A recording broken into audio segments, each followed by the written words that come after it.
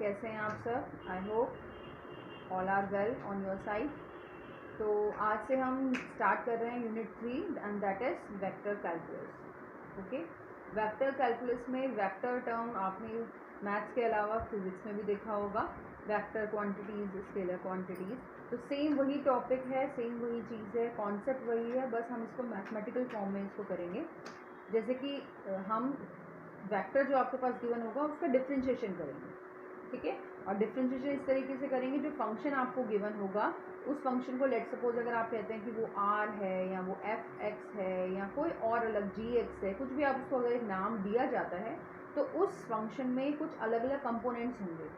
जैसे कि अगर बात करी जाए कि अगर आप 2 डायमेंशनल बात करेंगे तो उसमें एक्स और वाई के कंपोनेंट्स होंगे, और अगर 3 डायमेंशनल होगा तो उसमें 3 कंपोनेंट होंगे एक्स वाई जेड के।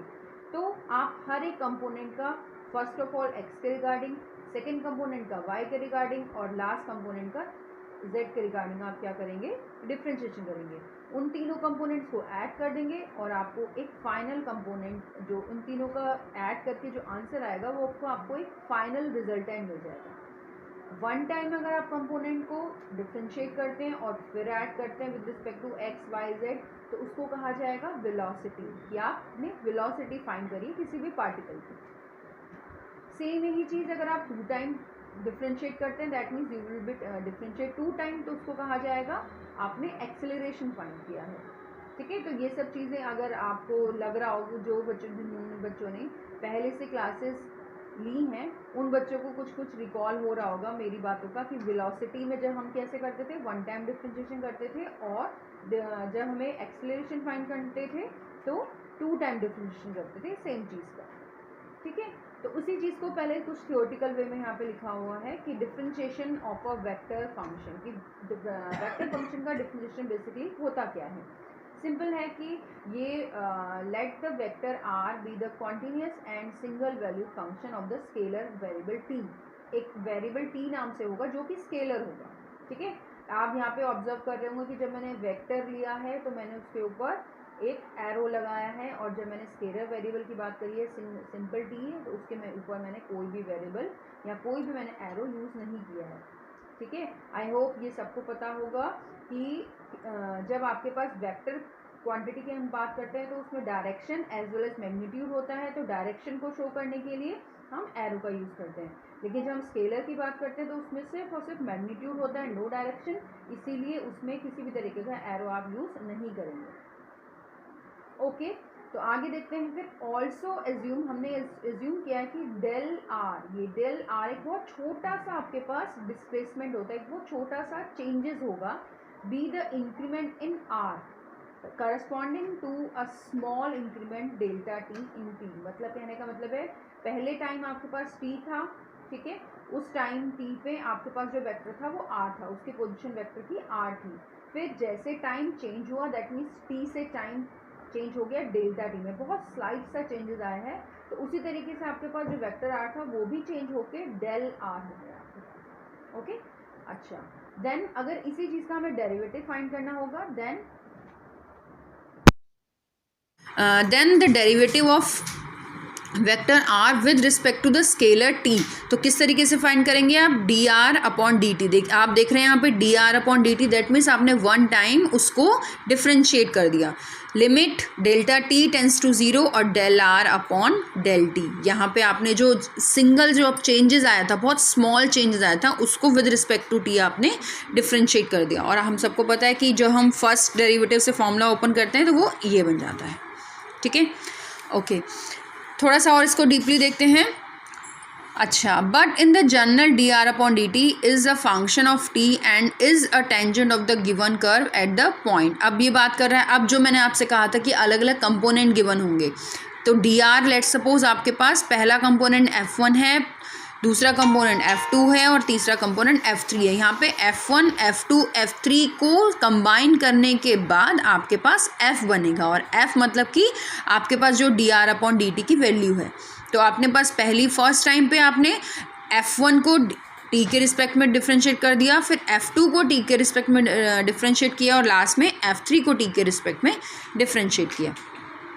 अच्छा, सेम वही चीज़ जैसे आज आई हैव डिस्कस्ड कि dr/dt that means one time अगर आप पार्टिकल की जो वेरिएबल आपको गिवन है, फंक्शन जो गिवन होगा आपको, उसको वन टाइम डिफ्रेंशिएट करते हैं तो वो वेलोसिटी आपको फाइंड हो जाएगी, और अगर आप टू टाइम डिफ्रेंशिएशन करेंगे तो वो एक्सेलरेशन बन जाएगा।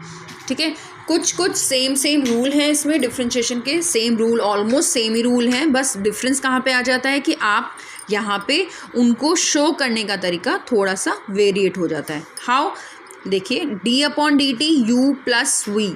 अब यहाँ पे प्लस माइनस मैंने कहने का मतलब है मैंने two formulae, I am just combining two formulas here, मैंने यहाँ पे दो फॉर्मूलोज को कंबाइन कर दिया है। ठीक है, तो del u upon del t plus del v, sorry not del, it's d u upon d t और it's d v upon d t. अगर प्लस होगा तो आपके पास दोनों को अलग अलग कर देंगे, that means one time differentiation आप यू का करेंगे, सेकेंड टाइम वी का करेंगे। ऐसी माइनस होगा तो बीच में माइनस आ जाएगा।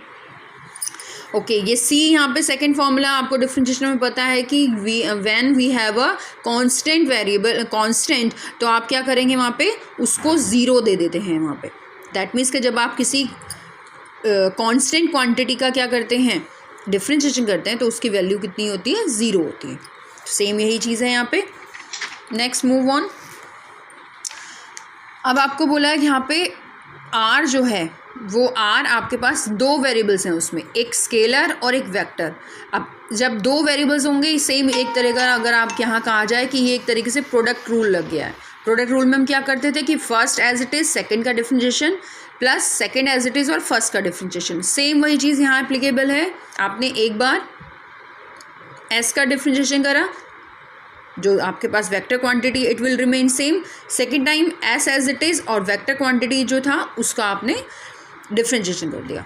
ओके, नेक्स्ट रूल, जब आपके पास डॉट होगा, मतलब वही अगेन प्रोडक्ट रूल, यहाँ पे एक्चुअली डॉट था तो हमने सेम यही चीज़ यहाँ पे डॉट में कंसीडर करी। यहाँ पे डॉट नहीं शो किया था तो हमने उसको सिंपल इस तरीके से लिखा है, क्योंकि हमें पता है जब हम वेक्टर पढ़ते हैं तो डॉट और क्रॉस दोनों ही अलग अलग ऑपरेटर्स होते हैं। यहाँ पे डॉट का मतलब सिंपल मल्टीप्लिकेशन नहीं होगा और मल्टीप्लिकेशन का मतलब सिंपल डॉट नहीं होगा। ठीक है, ओके। अच्छा, अगर यही चीज़ दो वेक्टर क्वांटिटी आपके पास हैं और अगर वो आपके पास मल्टीप्लाई के फॉर्मेट में है, दैट मीन्स कि क्रॉस प्रोडक्ट में है, तो उसका भी सेम वही चीज़ हो जाएगा, लेकिन किस फॉर्मेट में, जैसे ऊपर डॉट था उसी तरीके से नीचे क्रॉस आ जाएगा। तीन क्वांटिटीज़ अगर आपके पास गिवन है तो तीनों का भी आपके पास इस तरीके, पहले आप एक क्वांटिटी का करेंगे, फर्स्ट क्वांटिटी का करेंगे, जो लास्ट के नेक्स्ट की टू क्वांटिटीज़ हैं इट विल रिमेन सेम, फिर सेकंड का करेंगे, फर्स्ट और थर्ड विल रिमेन सेम, और फिर लास्ट का करेंगे, फर्स्ट और second will remain same. Okay, same with जब क्रॉस प्रोडक्ट होगा तब भी इसी तरीके से होगा, फर्स्ट का करेंगे second third as it is, second का करेंगे first third as it is, और लास्ट का करेंगे सेकंड और फर्स्ट और सेकंड एज इट इज़। अच्छा, एक बार जो हमने अभी वर्बली बताया था आपको, उसको एक बार दोबारा से जरा प्रॉपर वे में देख लेते हैं कि अगर हमने कहा कि let r is a vector function of a scalar variable t. अब हमने आर को यहाँ पे, इससे पहले हमने आर को D r upon d T के फॉर्म में शो किया था, अब हम आर को यहाँ पे उसके कंपोनेंट के फॉर्म में शो कर रहे हैं। एक्स आई, दैट मीन्स कि एक्स एक्सिस के रिगार्डिंग होगा, ये वाई एक्सिस के रिगार्डिंग होगा और ये जेड एक्सिस के रिगार्डिंग होगा। तब अगर आपको इस तरीके का एक आर की वैल्यू गिवन है, ठीक है, अगर उसकी वेलोसिटी आपको फाइंड करनी है, ऑब्वियसली आप जो आपके पास आर है उसको आप वन टाइम डिफ्रेंशिएट कर दीजिए और you will get the velocity.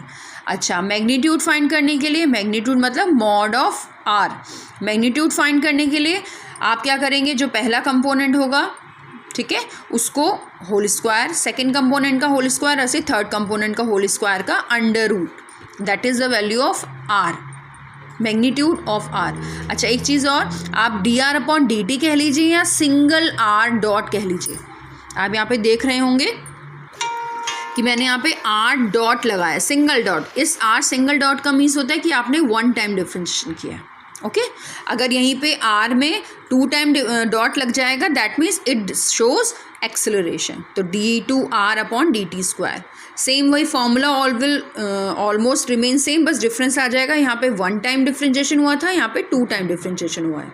Magnitude find करने के लिए एक्सेलरेशन का जो कंपोनेंट है एक्स डायरेक्शन में, वाई डायरेक्शन में, जेड डायरेक्शन में, उनका होल स्क्वायर, तो ऑब्वियसली स्क्वायर इनका था ही, उसका भी होल स्क्वायर। तो आप यहाँ देख रहे हैं d2x/dt² का होल स्क्वायर, ऐसे ही यहाँ और इसी तरीके से लास्ट वाला कंपोनेंट भी। ओके, तो आई होप आपको जो हमने अभी तक ये बेसिक डिस्कस किया, इट्स जस्ट अ बेसिक, तो ये बेसिक में आपको वेलोसिटी ऑफ एक्सेलरेशन के कुछ क्वेश्चंस आ जाते हैं, यस सेक्शन ए में क्वेश्चन आ जाते हैं, तो उस तरीके के कुछ क्वेश्चन हम डिस्कस कर लेते हैं। जैसे मैंने एक यहाँ पे क्वेश्चन लिया है कि the coordinates of a moving particle all given by x is equal to 40 minus t² /2 and y is equal to this one. Find the velocity and acceleration of the particle when time is equal to 2 seconds. Okay, तो x और y आपको यहाँ पे जो component हैं वो form दी है, that means आपको कंप्लीट आर की फॉर्म नहीं दी है, कंप्लीट वेक्टर आपको गिवन नहीं दिया, वेक्टर के कंपोनेंट्स आपको गिवन है। तो आपको x की वैल्यू दी हुई है, y की वैल्यू दी हुई है, आपने इन्हें ज्वाइन करके r निकाल लिया, r फाइंड कर लिया, that means r is equal to xi plus yj। x की वैल्यू गिवन है, y की वैल्यू गिवन है, दैट मीन्स ये जो अब आपके पास r की वैल्यू आई है, you will work on that question. Okay, आप इस पे काम करेंगे। तो सिंपल है, वेलोसिटी फाइंड करने के लिए dr/dt फाइंड कर लेंगे और r सिंगल डॉट, और एक्सेलरेशन फाइंड करने के लिए d2r/dt² फाइंड कर लेंगे, that means r double dot. ठीक है, तो जब dr/dt किया तो विद रिस्पेक्ट टू पहला जो कंपोनेंट है, जब मैंने आपसे कहा था x के रिगार्डिंग जो कंपोनेंट है पहले उसका हो गया और फिर सेकंड के रिगार्डिंग कंपोनेंट है उसका हो गया, तो इसका t के रिस्पेक्ट में करेंगे, दैट मीन्स यहाँ पे आपके पास 4 - 2t/2। सेम यहाँ पे कांस्टेंट टर्म है, कांस्टेंट का 0 हो गया, 6t का आपके पास 6 हो गया, और यहाँ पे t³ - 6 का आपके पास हो गया 3t² / 6। थोड़ी कैलकुलेशन कर देंगे सॉल्व, तो आपके पास सिंपल आ गया 4 - ti + 6 - t² / 2j। ठीक है, ये तो सिंपल आपका वेलोसिटी निकला। वेलोसिटी हमें फाइंड करनी है कब, when value of time is equal to 2 second. तो simple put the value of t equal to 2, value put कर दी, we will get this, the value of dr/dt is 2i + 4j। ठीक है, हमें वेलोसिटी की वैल्यू फाइंड तो हमने कर ली, but in case of vector अगर इसी का हम मैग्नीट्यूड फाइंड करेंगे तो हम क्या करेंगे, जो वैल्यूज थी हमारी उसको i की वैल्यू और y जो j के आपके पास कोफिशिएंट थे उनका स्क्वायर कर देंगे और आंसर आ गया आपके पास √20। That means 4.47 is the value of r velocity. हमारी वेलोसिटी की वैल्यू 4.47 है। नेक्स्ट आपको अब एक्सेलरेशन फाइंड करना है, दैट मीन्स हम 2 टाइम डिफ्रेंशिएट करेंगे, डिफ्रेंशिएशन 1 मोर टाइम। तो हमारे पास जो यहाँ पे सिंपल dr/dt की वैल्यू थी, इसी एक्सप्रेशन को 1 मोर टाइम हमने डिफ्रेंशिएट कर दिया। 4 - t कांस्टेंट है, इसका 0 हो जाएगा, -t का आपके पास क्या हो जाएगा -1, तो सिंपल आ गया i। ठीक है, इसी तरीके से आपके पास 6 का अगेन कांस्टेंट है 0, उसी तरीके से t² / 2, दैट मीन्स कि 2t/2, तो 2 से 2 कैंसिल, दैट मीन्स यहाँ पे आपके पास आ गया सिंगल t। तो -i - tj आपको कब फाइंड करना है, जब time is equal to 2 second है।